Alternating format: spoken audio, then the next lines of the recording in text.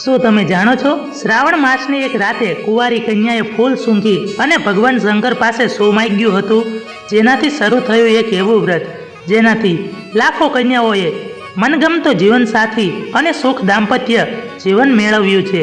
આજનું આ પાવન વ્રત છે ફૂલ કાજળી વ્રત.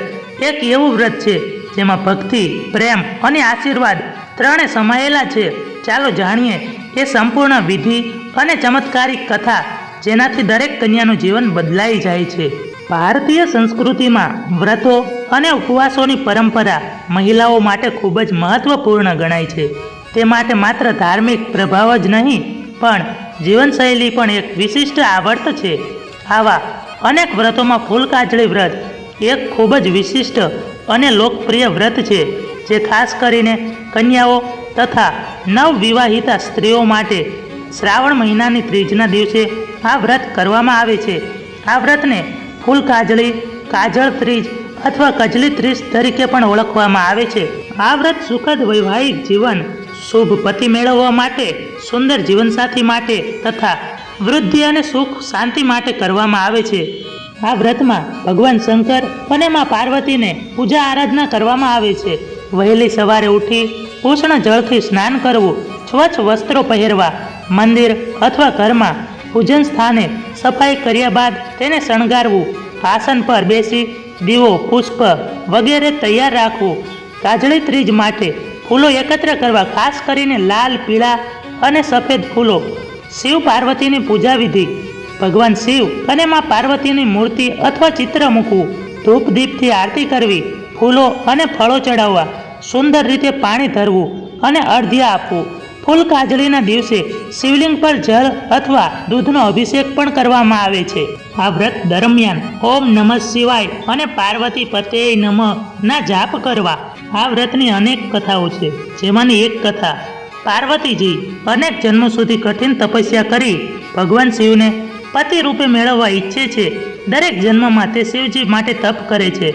એક જન્મમાં પાર્વતી માતા નાની કન્યા રૂપે જન્મે છે અને શ્રાવણ મહિનાની તૃતીયા એટલે કે ત્રીજને દિવસે કાજળી વ્રત ધારણ કરે છે. તે દિવસથી તેણે દર વર્ષે તપસ્યા કરતા હતા.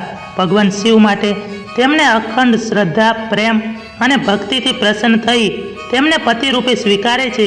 આ કથા દ્વારા ભક્તોને જણાવવામાં આવે છે કે શિવ પાર્વતીમાં જમેલા પ્રેમ જેવા જીવનસાથી માટે ઉપવાસ અને પૂજા બહુ મહત્વની છે. પૌરાણિક યુગમાં હિમાલય પર્વત રાજા હિમાવતી પોતાની પત્ની તેમના સાથે નિવાસ કરતા હતા. તેમના ઘરે એક સુંદર પુત્રી જન્મી. તે અન્ય કોઈ નહીં પણ મા પાર્વતી હતા. બાળપણથી જ પાર્વતીમાં ખૂબ જ ધાર્મિક, તપસ્વી અને સરળ સ્વભાવના હતા. એક દિવસ પાર્વતીજીએ દેવર્ષિ નારદ પાસેથી જાણ્યું કે તેઓ અગાઉના જન્મમાં ભગવાન શિવને પતિ રૂપે પામવા માટે તપ કરી ચૂક્યા છે. આ જન્મમાં પણ તેઓ ભગવાન શંકરને પતિ બનાવશે એવી મનમાં અવિચલ ભાવના લઈ તેમણે વનમાં જઈ અને ઘોર તપ કર્યું હતું.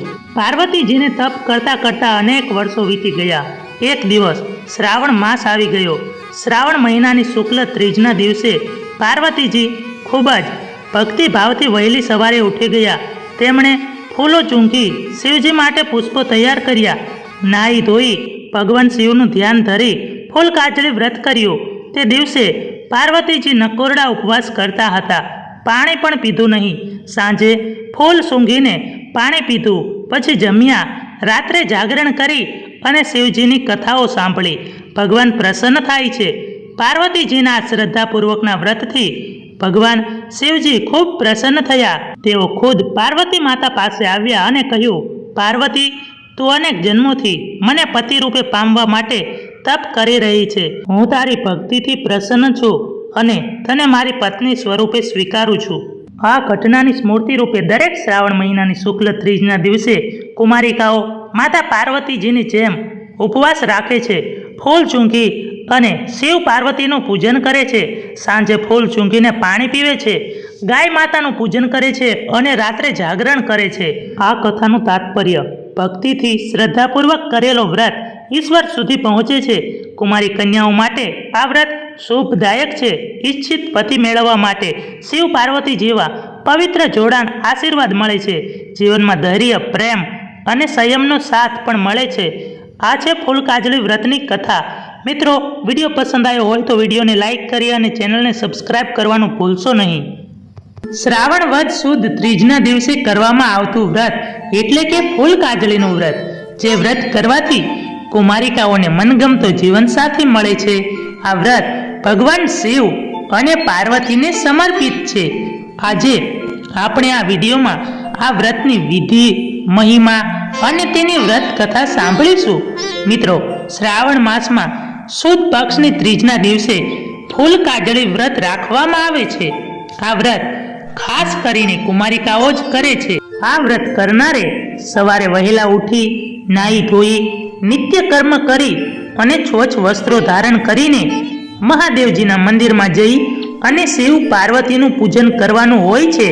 આ વ્રત કરી ભગવાન શિવને પ્રસન્ન કરી શકાય છે. ફૂલકાજળી વ્રત, જે નામ પરથી જ સમજાય કે આ વ્રતમાં ફૂલ સાથે કોઈ સંબંધ હશે, તો મિત્રો આ વ્રતમાં ફૂલનું વિશેષ મહત્વ દર્શાવવામાં આવ્યું છે કે જેમાં ગુલાબ, કરેણ અને ચમેલીના ફૂલનું ખાસ મહત્વ છે.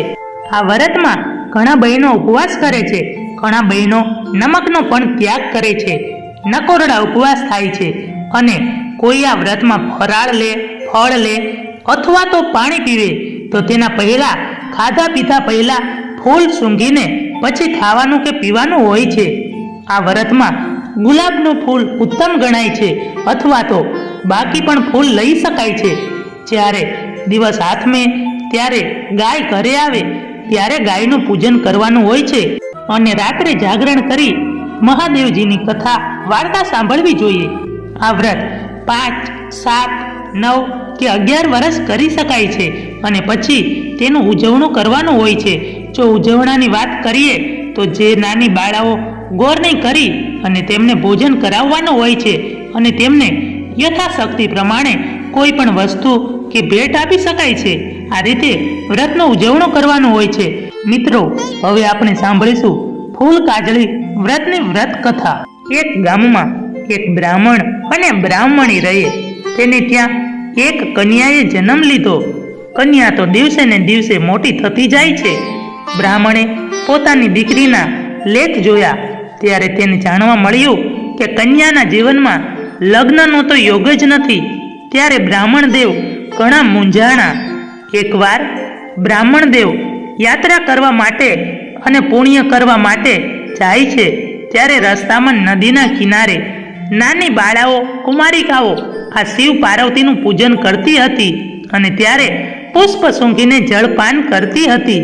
આ જોઈ બ્રાહ્મણને તો આશ્ચર્ય થયું અને પછી બ્રાહ્મણ આ નાની બાળાઓ પાસે જાય છે અને પૂછવા લાગ્યા, અરે, તમે આ ફૂલ શા માટે સૂંઘી રહ્યા છો અને પછી તમે ખાવ છો અને પીવો છો, આવું શા માટે કરો છો? ત્યારે નાની બાળાઓ કહે, અમારે ફૂલકાજળીનું વ્રત છે. અને પછી બ્રાહ્મણે કીધું, આ વ્રત કેવી રીતે થાય અને આ વ્રત કરવાથી શું લાભ થાય છે?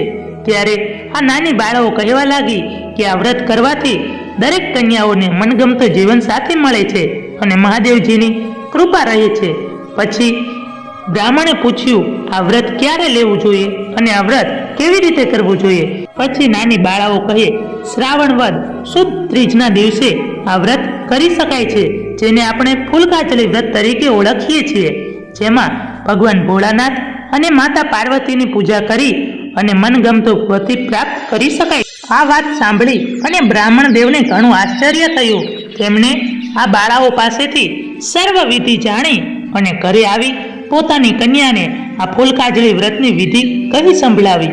ધીરે ધીરે સમય વીતતો જાય છે અને શ્રાવણ માસની અજવાળી ત્રીજ આવે છે ત્યારે આ કન્યા પણ ફૂલકાજળી વ્રત કરે છે અને પછી પૂરી શ્રદ્ધાથી ભગવાન મહાદેવજી તથા દેવી પાર્વતીની પૂજા અર્ચના કરે છે.